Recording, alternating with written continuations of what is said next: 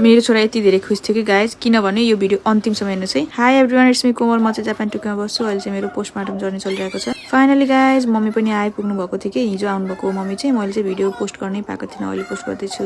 हिजो चाहिँ मैले ब्लग हाल्नै पाएन कि गाइज, धेरै बिजी भएर। बाबु जन्मिँदा चाहिँ जस्तो जस्तो आफैले गरेकै थियौँ कि बुढाबुढी मिलेर, तर अहिले चाहिँ हामीलाई एकदमै धेरै गाह्रो परेको छ, कसैको आवश्यकता परेको छ, त्यसैले मम्मीलाई बोलाएको थिएँ। मम्मी चाहिँ अस्ति नै आइसक्नु पर्ने थियो, तर मम्मीको केही पर्सनल कामले गर्दा आउनु पाउनु भएको थिएन। अनि फाइनली हिजो आउनुभयो। अनि हेर्नु न, मेरो छोराको काम मम्मी आउँदै मम्मीको लग्यो सबै खोल्न पठाएर, खानेकुरा के ल्याएको छ भनेर हेर्न लगाएर है।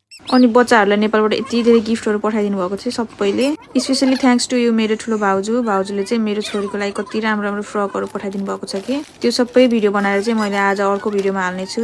मम्मीले चाहिँ आउनुभन्दा पहिला सबै सामानहरू कुरियर गरेर पठाइसक्नु भएको थियो। त्यो सामान अहिलेसम्म पुगेको छैन, तर मम्मी चाहिँ पुगिसक्नुभयो कि गाइज। त्यही पनि मम्मीले आफूसँग पनि अलिअलि खानेकुराहरू लिएर आउनु भएको थियो। मम्मी आएर फ्रेस भएर अनि यसरी नानीलाई समात्नु भयो। आफूसँगै आफ्नो थर्ड जेनेरेसनलाई यसरी समात्नु पाउँदा को खुसी हुँदैन गाइज। तर मेरो बाबु चाहिँ एकदमै जेलस भइरहेको थियो कि, हेर्नु न कस्तो जेलस भएको छ।